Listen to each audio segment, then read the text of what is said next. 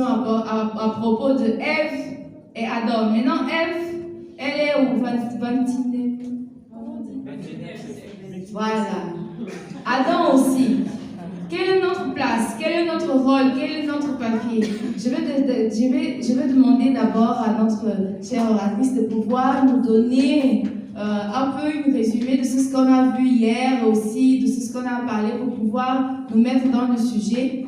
C'est ce qu'on veut ici. L'objectif de Talk Show aujourd'hui, c'est vraiment qu'on puisse avoir un retour de chaque côté. Parce que si nous on sort juste pour avoir une réflexion entre femmes, on peut pas savoir ce que les hommes pensent. On peut être dans des billets parce que la recherche n'est pas complète. Alléluia.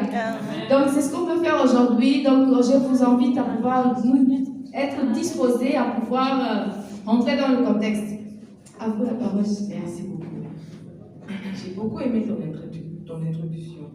J'aimerais que nous puissions participer. Donc, j'aimerais demander à 3 frères de nous définir la femme. 3 frères. Comment vous définissez la femme? 3 frères. 3 frères. Les frères. Le nouveau marié.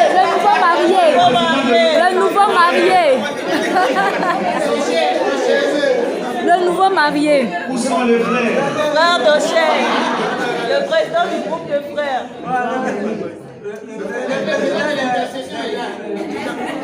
Alors, est-ce qu'il y a un volontiers?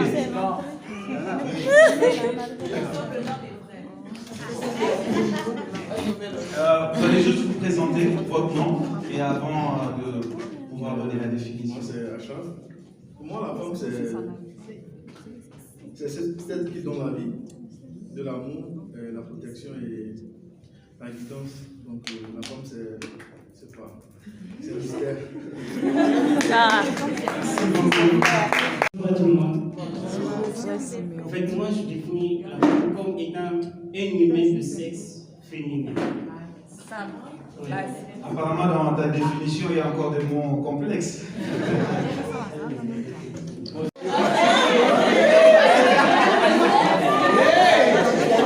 Et sœur, s'il vous plaît, juste pour information, il est déjà marié.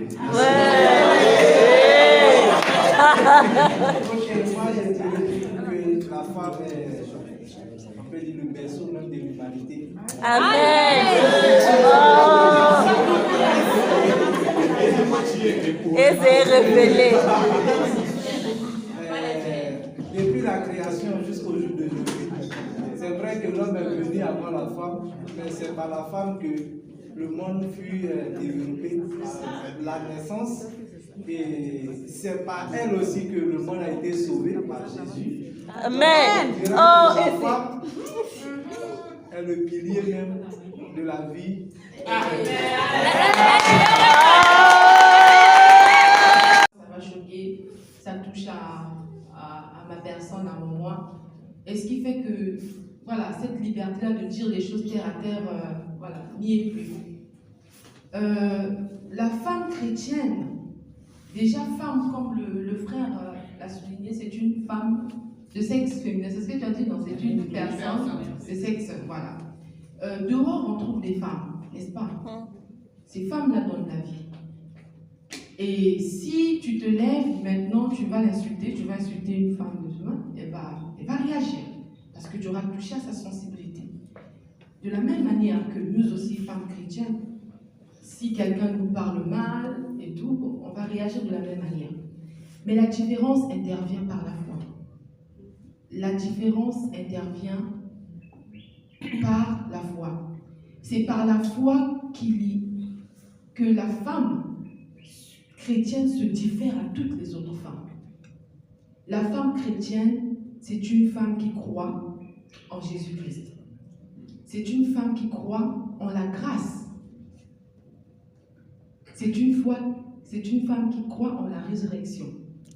La femme chrétienne. Donc, pour rester dans le cadre de notre thème, c'est cette définition que je peux donner de la femme chrétienne. Et je voudrais ajouter que cette foi-là fait qu'elle ne réagit pas de la même manière. Cette foi-là le plonge dans un état qui l'élève. Donc, au-delà du naturel, c'est une femme qui vit des choses surnaturelles. pour que Ève puisse détecter l'amour de Dieu, malgré ce qui s'était passé, il fallait qu'elle ait en elle ce caractère de la perception, la faculté de voir, de distinguer les choses cachées, le surnaturel. Donc voilà un peu ce que je peux dire par rapport à la femme. Waouh. Est-ce qu'on peut... Moi, je voulais toucher, c'était au niveau des attitudes des femmes de l'Église, plus au niveau comportement. J'ai eu à discuter avec plusieurs frères de l'Église et certains m'ont beaucoup mis la puce à l'oreille sur précisément la culture au fait. Ils ont pointé le doigt, et moi j'étais d'accord avec ça, sur le fait que les femmes de l'église, de l'UM de Marrakech, ont commencé à avoir des tendances un peu occidentales, c'est-à-dire de façon concrète, adopter les manières de vivre des femmes occidentales, en fait. C'est-à-dire, par exemple, si tu parles à une femme du fait de faire la cuisine, par exemple, c'est des sujets qui étaient tabous. Mais moi, je suis pour le fait que je les comprends. Mais le problème, c'est qu'elles ont vraiment tendance à vraiment adopter des manières au fait, qui ne sont pas propres à la femme africaine. En fait. C'est vrai que nous sommes chrétiens d'abord, je confirme, mais il y a quand même une certaine manière de vivre qui doit être conforme à nos cultures, au fait. Et il y a beaucoup de retours que j'ai eu par rapport à ça sur les frères de l'église qui pointaient ce doigt-là, qui n'était pas vraiment ça, au fait. Donc c'est un peu la C'est les noms des frères.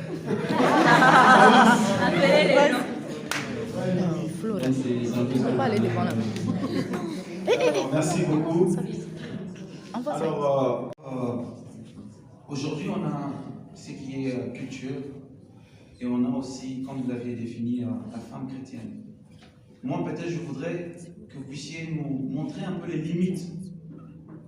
Quand est-ce que nous devons adopter la culture et quand est-ce qu'on doit adopter ce que je dirais femme chrétienne par rapport à la parole du Seigneur? Parce qu'au-delà de la religion, nous avons aussi nos propres cultures. Il y a ceux qui viennent de l'Ouest qui sont peut-être comme ça. Ceux qui viennent du centre, pour eux, ça ne passe pas. Donc pour moi, je me dis qu'il faudrait peut-être trouver l'équilibre entre la religion et la culture. Parce que pour moi, ce qui est mauvais, peut-être pour un blanc, c'est pas ça. Donc je ne sais pas si dans ces sens-là, vous pouvez au moins préciser les choses pour qu'on puisse bien se comprendre. Sinon, on ne va pas se comprendre. Ici, il y a des Congolais, il y a des Ivoiriens, même si on est tous africains, mais je crois qu'on a vraiment une culture différente. Et mélanger la culture pour que cela soit adopté à tout le monde, je crois que ça va quand même chauffer.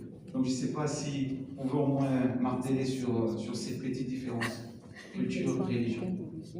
Merci. Récemment, nous avons été bénis par le séminaire des épouses et l'intervenant qui nous a parlé de, bon voilà, c'est entre les épouses, qui nous a parlé du sexe dans le couple, nous a dit quelque chose de très spécial.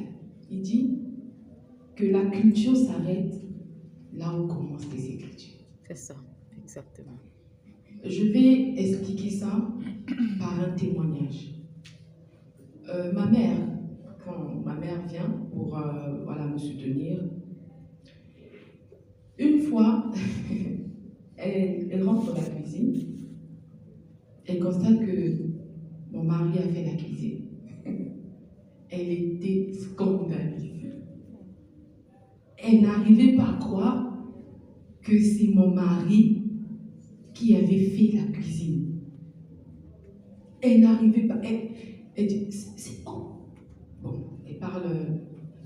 L'interprétation ne va pas vous donner les vrais mots. Oh! Yamafina.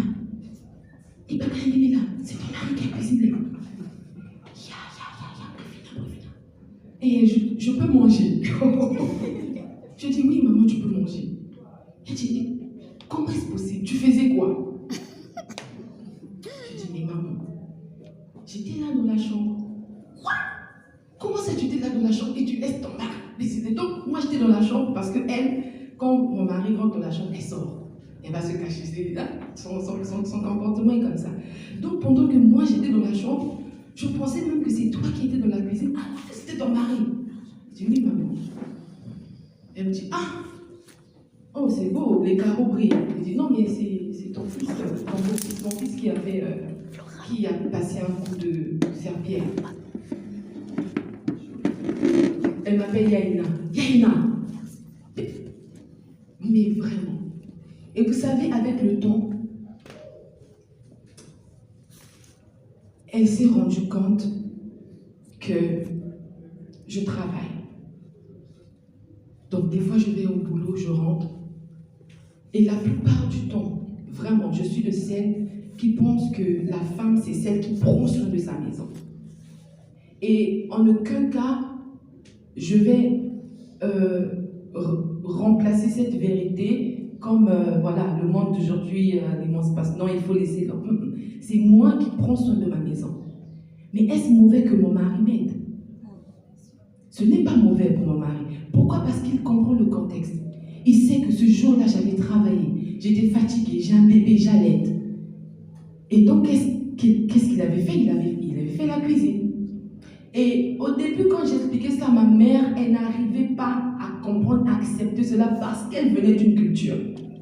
Mais avec le temps, des fois, c'est elle qui va me dire, ah, tu es fatiguée, hein, mais ces derniers temps, j'ai l'impression que papa ne t'aide pas. Ah oui. Elle vient me dire, ah, c'est bizarre, j'ai constaté que depuis un moment, papa t'a pas aidé. Hein. Ah, peut-être que lui aussi il est fatigué. J'ai dit, non, maman, c'est parce qu'on a un programme, on attend, d'ici là, on aura les vacances. Non, maman, c'est parce que... Donc, pour répondre, moi, je donnerai aussi un témoignage, tout simplement. Parce que c'est parfois le vécu qui nous change. Hein. Venant du Congo, vous savez, on est un peu carré, la femme à la cuisine, l'homme, c'est lui qui sort pour chercher l'argent, c'est un peu ça. Hein. Et c'est pas non plus un péché comme ça non plus. Hein. Il faut qu'on se le dise aussi. Le fait que la femme soit à la cuisine, s'occuper de la maison, c'est pas un péché non plus. Amen. Le tout, c'est de s'adapter à l'évolution et au temps, aux circonstances. Quand nous sommes venus ici au Maroc, à un moment, mon épouse devait travailler. C'était difficile pour moi de vivre la transition. J'ai appris à changer les couches d'un enfant ici au Maroc. Mon épouse devait commencer son travail, Kétia était encore bébé. J'avais jamais... Vous savez, au pays, on a beaucoup de facilité. Hein. Si elle devait travailler au Congo, c'est facile. Il y a une cousine quelque part, il y a une nièce, il y a toujours quelqu'un qui va faire ça. L'homme ne doit pas s'en occuper. Mais ici, on était nous deux. Ariel est parti à l'école, Kétia était bébé. J'ai appris à changer les couches du bébé. Une façon de soutenir mon épouse aussi. Et parfois, même le travail qu'il faisait, c'était très loin. Le centre commercial Al-Mazar venait d'ouvrir. Il n'y avait pas une ligne de transport. Je devais aller la chercher aussi. Donc, bref, c'est pour te dire, l'organisation n'est pas quelque chose de figé. Donc, moi, ce que je voulais ajouter par rapport à ça, c'est que en ce moment, nous sommes dans un monde où on est vraiment tiraillé entre les réseaux sociaux, il y a les films, les séries et tout. Les coachs. On est vraiment tiraillé, en train de chercher à garder nos valeurs, à garder notre éducation, à ne pas oublier qu'on est des Africains, on est des chrétiens. C'est vraiment difficile. Donc, je ne sais pas, lorsqu'on voit des films, vous pouvez voir une femme qui peut gifler son mari ou bien, je ne sais pas, crier sur son... Mais ça, normalement, ce ne sont pas des choses qu'on doit prendre. Ce ne sont pas des choses qu'on doit laisser. Je pense que si les frères ont fait ce genre de remarques, c'est que quelque part, les sœurs laissent entrer des choses qu'il ne faut pas en fait. Amen. Donc, parmi tout ce qu'on voit, parmi tout ce qu'on entend, vraiment, c'est très facile que ça influence sur nous. Mais le but de ces cadres où on discute, c'est de remettre les choses en place et de se rappeler aussi d'où on vient et qu'est-ce qui nous caractérise. Donc voilà, c'est ce que je voulais ajouter. Merci beaucoup, Hélène. Merci. D'une société moderne. Non, c'est très rapide. En fait, allons-y doucement. Quand on parle de société moderne, je vais d'abord donner un exemple simple parce que, ayant vécu au village pendant un moment, j'ai remarqué quelque chose. Par exemple, moi, je voyais ma maman, elle faisait la cuisine. Elle avait toute une structure, en fait. Après, elle partait chercher elle-même, je ne sais pas, le bois pour venir cuisiner. Ensuite, parfois, elle faisait l'extraction de l'huile, en fait, à partir de beurre, pour avoir le beurre de qualité. Après, elle faisait du savon. En fait, elle avait appris tout un processus. Et moi, en tant que scientifique, il y a des processus que j'ai eu à apprendre à les maîtriser vraiment. Quand je suis arrivé à l'université, j'ai de comprendre scientifiquement comment ça fonctionne. Mais moi, ma maman et ma grand-mère, depuis, je sais pas, l'Antiquité, ils font ça en fait. C'est appris comme ça et ça fonctionnait. C'est comme si maman avait un rôle dans la société, dans la famille qu'elle assumait en tant que femme. Et mon papa, de son côté aussi, assumait ses responsabilités, qui étaient d'une part d'assurer, cultiver et tout, faire ça. Bon, même si maintenant ce n'est plus toujours le cas. Mais voilà, après, ça ne veut pas dire que maman ne venait pas de temps en temps aider mon papa dans ses travaux et vice-versa aussi. Donc, d'une part, à cause de ça, j'essaie de voir, donner le cas du village parce que c'est le cas le plus proche d'une femme traditionnelle. Maintenant, si on revient sur le thème qui donne une femme moderne, c'est quand je suis venu à Bamako et que je voyais mon oncle avec sa femme. Le matin, tous les deux sortent, ils partent au travail. Donc, mais c'est différent parce que mon oncle, je ne l'ai jamais vu aux cuisines. À la cuisine, parce que là, il y avait aussi des gens chez nous au Mali, on prend une aide ménagère qui gère tout, pratiquement. Et ça aussi, on critique, on dit non, voilà, il faut que la femme vraiment cuisine pour son mari. Il y a d'autres qui viennent encore dire ça. Pour dire que, et absolument, j'ai commencé à me poser la question. Et par rapport au rôle de la femme que je voyais au village, et par rapport au rôle que je vois que la femme fait, elle tient dans la vie, c'est différent, ça fait deux choses différentes. Et voilà. Mais on ne va pas dire que les femmes de la ville, justement, ont abandonné la culture. C'est qu'elles s'occupaient de la famille, des autres. Mais elles aident d'une façon leur mari, d'une autre manière. Bon. Moi, j'aimerais aussi savoir, je profiterai de poser une question. Donc, dans ce cadre, est-ce que la femme aussi va aider, contribuer financièrement? Parce que tout le monde a tourné autour. Donc, c'est aussi quand même une question que je veux poser. Du point de vue aussi qu'on voit maintenant que l'homme aussi prend ses responsabilités et essaye d'aider la femme à tenir la maison, je ne sais pas, dans une bonne organisation. Maintenant que la femme aussi, est-ce qu'elle doit aider financièrement? Ou bien on va dire non, c'est l'homme le chef, il est responsable, il doit assumer. Merci beaucoup, Siméon. Merci. Alors, j'espère que vous allez bien.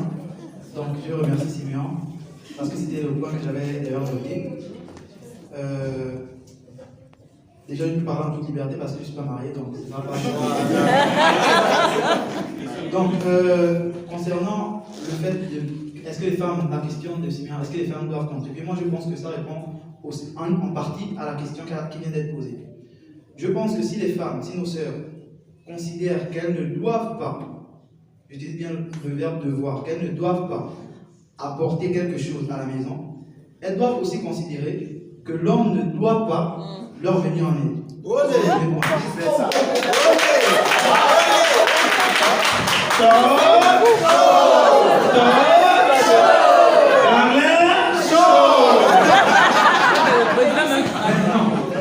j'ai grandi avec mon père et ma mère, merci, que le Seigneur leur prête longue vie. Ma mère a été malade pendant un très long moment. Donc elle ne pouvait pas cuisiner, elle ne pouvait pas faire certaines choses. Et donc c'est notre papa qui faisait ces choses-là. Mais j'ai aussi vu que ma maman, lorsqu'elle était apte, elle allait au travail. Mon papa ne voulait pas qu'elle prenne des responsabilités financières à la maison. Elle a dit, parce que je travaille, mon argent ne peut pas rester pour moi-même. Yes. Je souligne une chose, mon papa ne voulait pas qu'elle apporte. Mais vu qu'elle travaille, elle a insisté, elle a dit, moi je vais prendre ci, je vais prendre ça.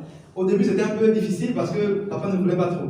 Mais elle a insisté, finalement, elle a payé. Et donc, c'est normal, si tu trouves que ton mari doit t'aider, tu dois aussi trouver que si je travaille, je dois aussi aider mon mari financièrement. Ça c'est un premier point, j'avais d'autres points. Non, tu as une question, on peut finir ça, après je reviendrai vers toi. Ok, merci. D'accord, merci beaucoup Darlin. Bonjour à tout le monde. En fait, moi je suis plutôt de ceux qui pensent que la femme devrait, pas doit, mais devrait. Après, devrait contribuer également par rapport à ce qu'on fait. Non. Doit, c'est une obligation. Devrait, c'est pas une obligation. C'est le temps. Comme ici les francophones. Donc du coup, je peux poursuivre s'il vous plaît. Du coup, le problème, Après, ça sera également une question pour les sœurs. Ça sera également une question, après je vais poursuivre. Si l'argent de la femme, enfin la femme ne devrait pas contribuer avec son argent, à quoi sert son argent? C'est une question. Est-ce que son argent c'est juste pour se faire belle? Bon après, chaque sœur pourra reprendre après. Mais moi je pense que c'est question d'organisation également, de projet. Qu'est-ce que vous avez comme projet? Parce que normalement, je pense que quand je ne suis pas marié, mais je pense que quand on se marie, il y a un projet d'ensemble. C'est-à-dire que j'avais mon projet à côté. Quand je me mets avec une sœur, on a maintenant un projet à nous deux. C'est-à-dire qu'un projet de famille. On a des enfants, enfin on va avoir des enfants, on a des enfants, mais on va bâtir quelque chose pour l'avenir de ces enfants. Et donc du coup, normalement, si vous avez des projets, par rapport à ça, c'est-à-dire que créer des choses, par exemple des activités, des choses qui vont produire par la suite, ça va pouvoir aider, ça sera l'héritage pour des enfants et tout ça.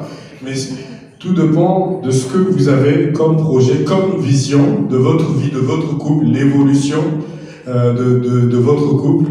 Si je pense que si chaque femme pensait à ça, je pense qu'elle n'aura même pas besoin que son mari demande ou je sais pas, quelqu'un puisse l'informer par rapport à ça, mais elle-même, par sa conscience, elle comprendrait que non, je dois également m'associer avec mon mari pour réaliser des choses. Et voilà. D'accord, merci beaucoup. Et je pense que je vais rejoindre également ce que Papa Colossi a dit tout à l'heure, c'est que rien n'est figé. Vous savez, il y a deux catégories de personnes. Il y a un homme qui gagne 3 fois, 4 fois, 5 fois plus que ce que gagne la femme. Et cet homme-là n'a pas forcément besoin que la femme puisse contribuer pour les besoins de la maison parce que son argent suffit déjà pour tous les projets, tout ce qui va avec. Mais il y a également ceux-là qui ont des revenus assez modestes, qui gagnent à peu près pareil que la femme. Et je pense que pour ceux-là, un couple est prospère, un couple qui veut évoluer, qui veut devenir riche, c'est un couple qui met l'argent ensemble et essaie de réfléchir ensemble pour essayer de mettre en place certaines choses qui vont permettre à ce que l'argent puisse se développer. Je pense que ça, ce sont des mentalités qui nous ont été inculquées par nos parents. Vous allez remarquer que nos parents n'ont pas beaucoup assez prospéré. C'est-à-dire qu'on arrive à la fin du mois, on attend encore les salaires. Pourquoi? Parce qu'on dépendait tous du salaire des papas. Alors que si on réfléchissait de sorte à ce qu'on puisse mettre nos biens ensemble, essayer de trouver quelque chose qui va produire cet argent, nos parents allaient prospérer. Je pense que c'est cette mentalité que nous, la nouvelle génération, doit adopter. La richesse, c'est investir ce que nous avons pour que ça grandisse, ça se multiplie. Mais si on est toujours là, on pense que sur papa, qu'est-ce que papa va épargner? Parce que tout va aller aux besoins de la maison. Voilà, merci beaucoup. Merci Fabien. Donc, déjà par là, on est dans l'unité. Couramment, nous disons que l'unité fait la force. Pourquoi chercher le contraire? C'est simple. L'unité fait la force. Et un peu plus loin, on dit que la femme, elle est cette aide-là pour l'homme.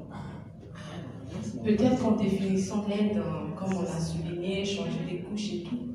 Mais lorsqu'on ajoute le caractère de faire un, sincèrement, je pense qu'une femme qui accomplit ce principe, une femme mature, c'est cette femme-là qui accompagne son mari.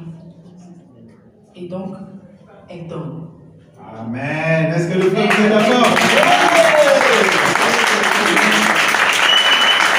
En regardant le visage de sœur comme si il y a quelque chose qui ne marche pas. Pourquoi est-ce que j'ai souligné le verbe devoir? Parce que moi, malgré le fait qu'on est dans notre génération, on a tendance à être beaucoup moderne. Je pense que je suis traditionnelle dans un point où c'est important de définir les rôles. Ça veut dire que adapter la routine aux besoins ne veut pas dire qu'on ne doit pas fixer les responsabilités. Ça veut dire que moi, je dois avoir mes responsabilités et elles sont fixées même dans un point de vue de la foi. Mes responsabilités sont fixées, la responsabilité de l'autre est fixée. Comme il n'arrive pas à faire, je peux aller le faire parce qu'on est ensemble et nous deux, on est plus forts. Mais qui a la responsabilité pour cette tâche-là? Et je pense que c'est important aussi, déjà, je pense que concernant l'argent, si je dois être soumise et que je gagne l'argent, comment est-ce que moi-même je suis soumise, mais mon argent n'est pas soumis à celui qui m'a marié? Moi je trouve que ce n'est pas logique. Alléluia. Mais il n'y a pas les amens de frères.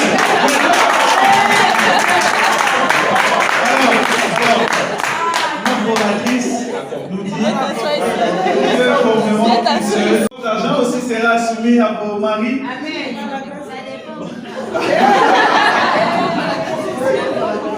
D'accord, on va écouter. Merci. Donc, je le disais, j'avais d'autres points, mais je préfère les finir directement. Donc, concernant toujours les tâches ménagères, tout ce qui concerne la maison, moi, le conseil que je donnerais aux sœurs, c'est que la question du ventre, on ne laisse pas n'importe qui toucher ça quand tu es marié. On dit souvent en tant qu'homme qu'un des chemins qui mène au cœur d'un homme se trouve dans son ventre. Donc, peut-être qu'il y a des possibilités de faire certaines choses, voilà, aider, appeler les femmes de ménage, tout. Mais moi, je ne conseillerais pas aux sœurs de confier ça, en tout cas la nourriture, des choses qui concernent leur mari à une autre personne. Et vous savez aussi, nous sommes dans un contexte africain, vous savez qu'il y a des choses qui se passent. Moi, j'ai aimé ce que la femme du docteur Madou Kamberi disait un jour.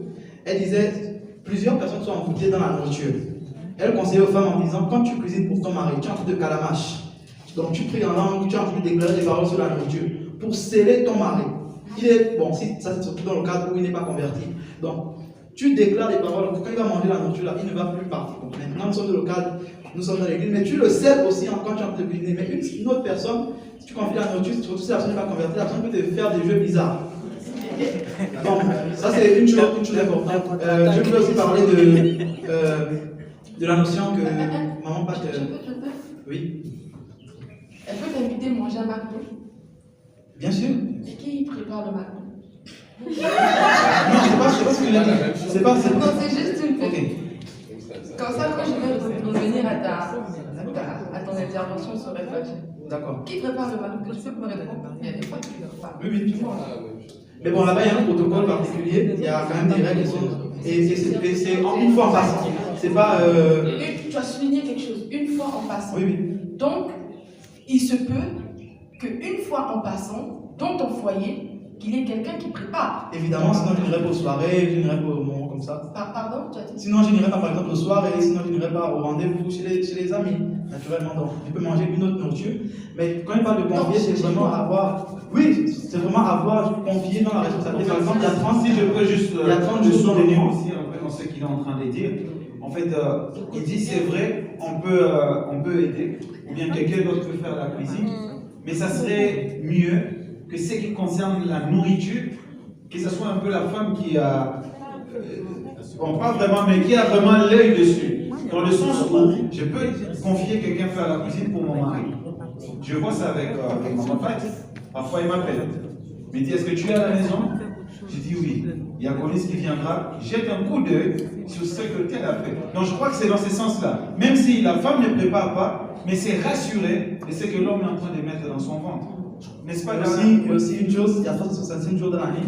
Bon, moi, la femme est par exemple disponible 365 jours.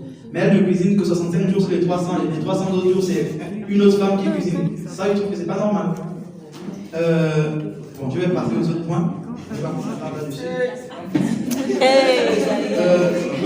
Si on peut faire vite. Si vous me laissez terminer, je dirai très vite.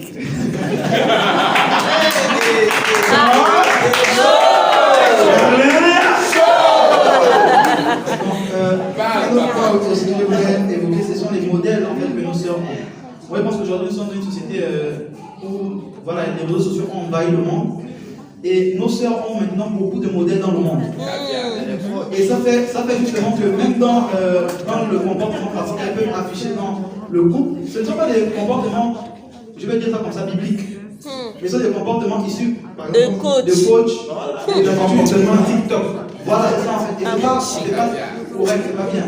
Donc il faut que nos sœurs apprennent à puiser les modèles dans la Bible ou les modèles dans l'église. Dans l'église aussi, vous avez des personnes, des modèles, donc vous pouvez utiliser ça comme modèle, mais pas des personnes que vous ne connaissez même pas, elles vous parlent seulement en ligne et tout, donc il faut vraiment, ça c'est une chose importante. Et aussi un dernier point que je viens par là, c'est par rapport à la soumission. Je pense que ce que maman Pat a dit est très important. S'il vous plaît, s'il vous plaît. Je pense que nos sœurs ont encore certaines, pas toutes, Dieu merci, ont encore une conception mauvaise. J'ai appris que dans le monde, que les filles aiment des bad boys. Mais pourquoi vous voulez rendre les frères de l'église bad boys? Question. Moi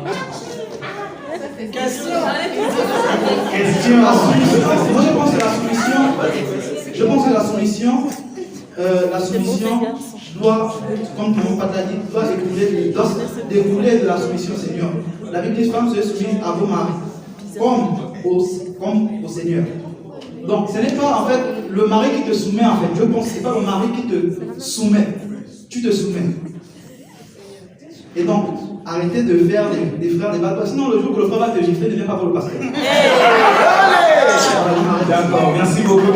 Je pense que si je suis soumise à mon mari, mon argent aussi doit être soumis. Ça veut dire que même pour partager comment est-ce que ce salaire-là, que moi j'ai travaillé tout seul, je vais partager avec mon mari. Ça veut dire même les décisions, comment je vais affecter cet argent, cet argent que j'ai gagné, c'est mon mari qui doit avoir le dernier mot parce que je suis soumise. Mais la responsabilité, moi,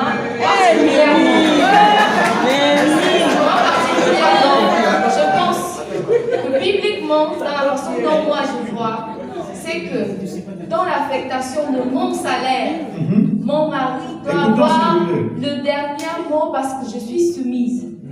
Est-ce que vous êtes d'accord, les sœurs? Dans mon interprétation, mais je n'ai pas fini.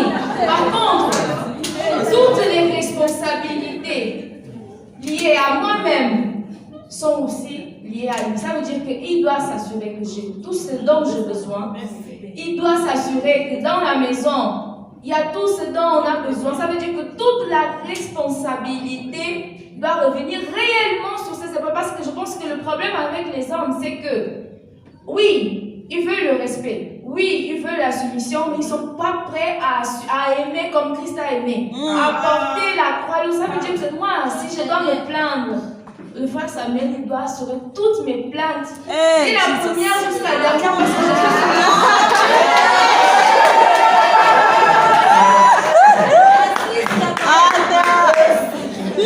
Bon, ça n'y a pas, on va pas poser. J'ai la foi. Si quelque chose va mal chez moi, quelqu'un vient me dire, sœur Anassel, il y a quelque chose qui va mal, je vais me dire, mais pourquoi tu viens me parler? Pourquoi? Non, il y a un problème. Il est dans le besoin. Mais quand il se suffit, quand il est vraiment au-delà, il oublie que la femme est une aide. Il a un comportement néfaste que la femme n'arrive pas à comprendre. En même temps, je vais donner une petite histoire. J'ai une amie qui me disait de l'accompagner chez une de ses amies. Et lorsque nous sommes arrivés, la dame, il y a un homme qui vient vers elle. Elle lui dit, mais est-ce que tu as pris les enfants à l'école? Et le monsieur dit, oui, j'ai pris les enfants à l'école. Est-ce que les enfants mangeaient puis tu les envoies ici? Le monsieur dit, non, mais pas me faire manger les enfants et puis tu vas les ramener là. Donc, le monsieur va faire manger les enfants, il revient avec les enfants. Donc, je demande à ma copine, attends, c'est son fils? Il dit, non, c'est son mari. J'ai dit, mais pourquoi il lui parle de la sorte? Alors, la femme va m'expliquer pour dire que le monsieur se suffisait, il avait une grande entreprise. Et quand la femme lui disait, j'ai réclamé un peu d'argent pour pouvoir faire un petit truc, pour pouvoir m'épauler un peu à la maison. Il dit non. Il donnait ne serait-ce que le minimum pour la maison, à peine même si ça suffisait. Mais cette femme-là prenait cet argent et elle achetait des oranges qu'elle vendait. Jusqu'à ce que le monsieur sur l'entreprise tombe. Et donc, avec les oranges, elle a commencé à vendre des pailles et elle est devenue autonome. Donc, du coup, elle prend la relève à la maison. Donc, on suppose que c'est une vengeance. C'est vrai, c'est une vengeance, mais qui n'a pas sa place. Parce que l'homme avait besoin d'aide. Il avait besoin d'être épaulé, quel que soit ce qu'il a fait. C'est le père de tes enfants, tu dois l'aider. Ce que moi j'ai constaté, c'est que souvent quand la femme est autonome, elle oublie que l'homme est le maître de la maison. Et c'est pas normal. Je pourrais dire ces côtés où je peux me suivre.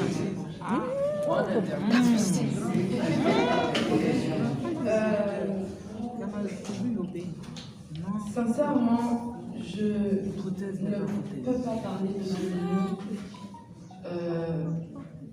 je n'arrive même pas à employer ce mot. J'ai envie de dire que mon autonomie, là, c'est avec mon mari. Je ne sais pas si je vais comprendre. J'arrive pas à... Non. Peu importe les millions que je vais gagner, par la grâce de Dieu, je vais gérer avec mon mari.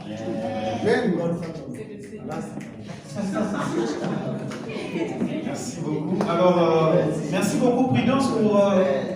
C'est elle qui doit cuisiner pour son mari. Moi, j'ai un exemple pratique avec ma soeur, ma grande soeur. Elle a épousé un Nigérian, un gars du Nigeria. Et son monsieur, au fait, il est très carré, son mari est très carré. Lui, il ne mange pas la nourriture que la femme de ménage prépare. Lui, c'est ma soeur qui doit préparer. Et pourtant, ma soeur, elle travaille. Et elle rentre à 18h, tout fatiguée. Donc, c'est elle qui doit préparer. Et puis ça créait vraiment des tensions entre eux. Il fallait vraiment lui faire comprendre que non, je n'ai pas le temps.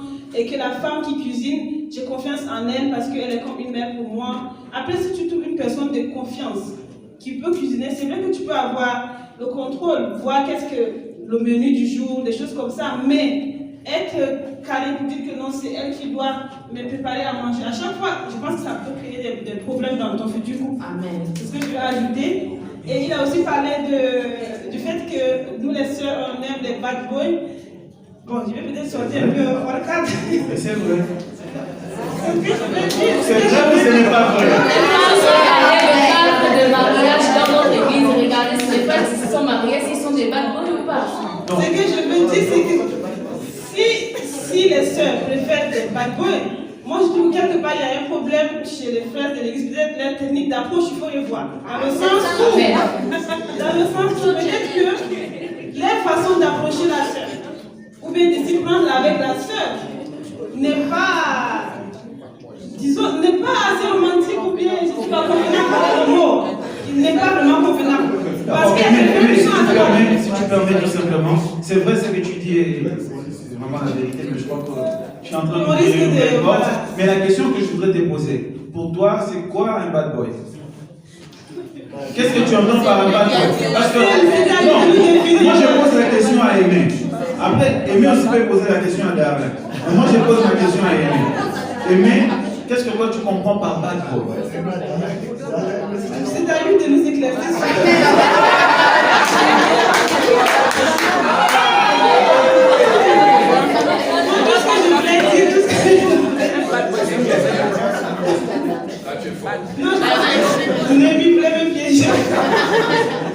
Tout ce que je voulais dire, c'est que ça dépend aussi des techniques d'approche des frères de l'église, parce qu'il faut dire, peut-être que certains sont assez maladroits, mais ils s'y prennent pas bien. Donc du coup, peut-être que la sœur le rejette ou bien elle n'est pas disposée à écouter ce que tu as lui dit. Donc ça aussi, il faut aussi revoir, je pense. Je voulais dire quelque chose. Le temps nous fait défaut. Donc, docteur Rudy, on vous écoute. Shalom, shalom. Shalom, shalom. Merci de m'avoir accordé la parole. Je vais essayer d'être rapide sur le débat qu'on a eu tout à l'heure.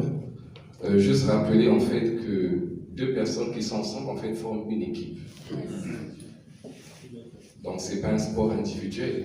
Finalement c'est une équipe qui va soit gagner, qui va perdre.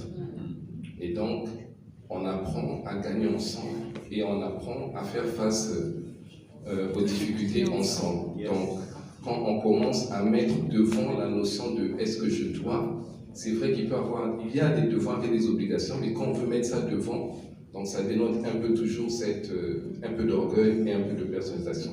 Je vais prendre un exemple simple, comme je suis médecin, merci. Je vois des couples et j'ai vu des choses étranges, parce que tout ce qu'on est en train de dire, on l'imagine toujours qu'on va vivre dans le meilleur des mondes. j'ai vu des personnes où le mari était la seule source de revenus. Et il est diabétique, il était chauffeur, il gagnait bien sa vie, mais il va être amputé. Ça veut dire qu'il doit apprendre à se redéfinir. Et pendant cette période, il ne peut plus gagner peut-être d'argent. Et c'est un choc. À ce moment-là, cette femme qui pensait qu'elle était autonome et qu'elle ne doit pas donner, va apprendre à la dure, de manière très dure, à jouer un rôle qu'elle n'avait jamais imaginé. Parce que là, on ne s'est pas considéré en équipe. Ou encore, j'ai vu des hommes qui vont se retrouver à avoir, et ça je le vois, des femmes qui font un accident et qui se retrouvent paralysées. Ça arrive. Elle est sous fauteuil roulant maintenant. Qu'est-ce qu'il va faire? Beaucoup abandonnent la femme parce qu'il n'a jamais imaginé qu'il peut vivre avec une femme qui va perdre ses moyens. Comme une femme aussi se marie, on n'a jamais imaginé qu'un homme peut ne plus avoir de revenus. Et donc, si on n'a pas appris à fonctionner en équipe pour se soutenir les uns les autres, on va se retrouver finalement paralysé, fracturé par les circonstances de la vie. Donc, j'aimerais vraiment donner un encouragement que quand on se marie, c'est pas parce qu'on va pour chercher à recevoir, je dois recevoir, je dois. Mais on se marie parce qu'on est rempli d'amour et on veut donner. Je suis tout à fait d'accord avec ce que le docteur Vidi vient de dire. D'ailleurs, à chaque fois qu'il parle, c'est vraiment, on va entendre la voix de la sagesse. On se calme, on écoute parce qu'on sait qu'il y aura des perles. Que Dieu te bénisse, docteur Vidi. Et que Dieu bénisse aussi sa femme. Amen. Moi, je pense que c'est important. J'aimerais appuyer sur ce point parce que ce que Darren dit par rapport à être un bad boy, parfois on se trompe. De la même façon comme Yohan a dit, le fait que la femme, elle peut confondre être une femme forte avec être insolente. Parfois, les hommes aussi, ils peuvent confondre le fait d'être compréhensible et être quelqu'un qui a une personnalité un peu effacée. Ça veut dire que nous, on s'attend à ce que oui, un homme qui soit compréhensible, qui nous aime, qui nous traite bien, mais on ne s'attend pas aussi à ce que l'homme, parfois, il soit, je peux dire, mou. Je ne sais pas si c'est le terme. On veut que l'homme soit un homme. Et ce n'est pas lié au fait que non, il travaille ou il a assez de moyens. Non, on parle que dans sa personnalité, la façon dont j'assume les choses, je suis capable de tenir ma parole, je me positionne. C'est surtout ça parce que nous, dans l'avenir, on cherche toujours à l'assurance, en fait, parce que c'est rare, on ne va pas voir les femmes qui vont trop chercher, non, que l'homme soit le plus beau, le plus riche. Au fond, ce qu'on cherche, c'est une certaine sécurité. Et que quand on voit un frère de l'église, que oui, il est faille, mais quand on le voit dans la façon d'agir, il nous donne l'impression qu'il est un peu... on peut jouer avec lui. C'est là que ça donne parfois l'impression que non, les femmes cherchent des bad boys. Tandis que parfois la femme, elle n'a pas entendu chercher un bad boy, mais elle cherche quelqu'un qui a une personnalité capable d'assumer les choses, assumer les faits, assumer les leaders, qui assume ses mots à travers les actes et qui montrent non, je suis l'homme. Et je pense que ça, c'est vraiment très important. Très important. Merci beaucoup, merci.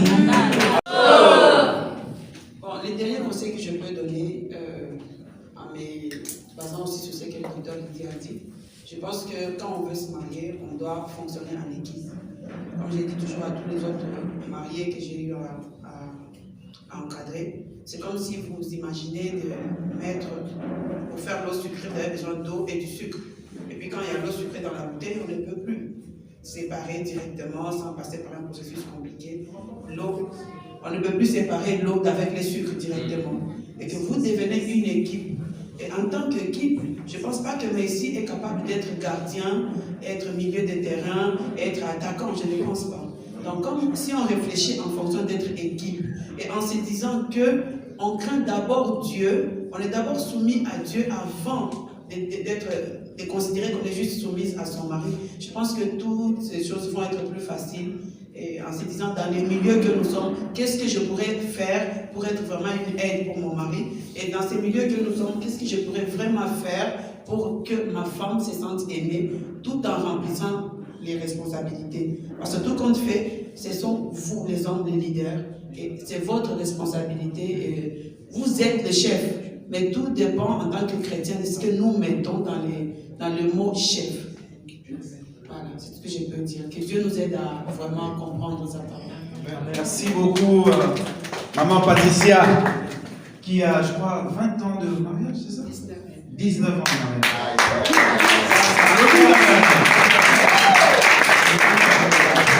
On va écouter le doyen. Bon, c'est sincèrement les plus, comment chose à ajouter, si ce n'est le mot-clé, je pense que le docteur Ludic l'a prononcé, c'est le mot équipe. Et c'est ça qui résume tout. Dans les responsabilités, mais dans l'équipe, chacun ses responsabilités aussi. Dans l'équipe, Messi, quand on voit Messi, on attend que quelqu'un va marquer des buts. On n'attend pas quelqu'un qui va être gardé. Mais il arrive que Messi peut défendre.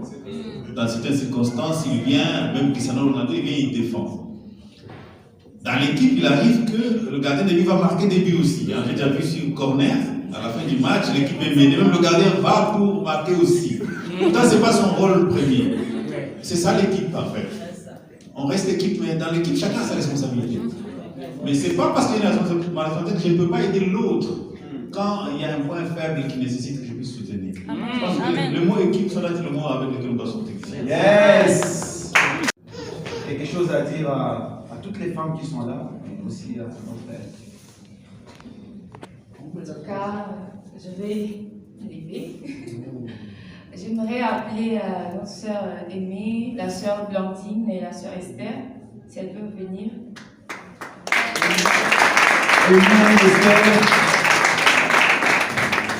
La sœur Blandine, je pense qu'elle est à la pièce. Blandine, Si on peut diminuer légèrement le son. C'est bon. Tu peux appeler la sœur Blandine, je pense qu'elle elle appelle la table. Car nous sommes vraiment reconnaissantes. Le bureau des femmes, nous disons merci au CP pour nous avoir donné la possibilité d'organiser ces moments. Merci à toutes les femmes que nous avons aussi soutenues depuis le début pour l'enchaînement des activités. Merci à l'Église aussi parce que c'est vrai que nous ne sommes pas dans un contexte où, parce qu'on est le bureau de femmes, on veut faire des choses qu'entre femmes. On comprend qu'on est une équipe et on veut assumer notre rôle de la meilleure manière possible pour être aussi utile au corps. Et c'est aussi l'objectif de cette activité. Nous l'avons préparée avec beaucoup de soin et nous remercions Dieu pour le fait que ça a pu se réaliser. Nous voulons dire un grand merci à notre sœur Tréfina, si on peut l'acclamer.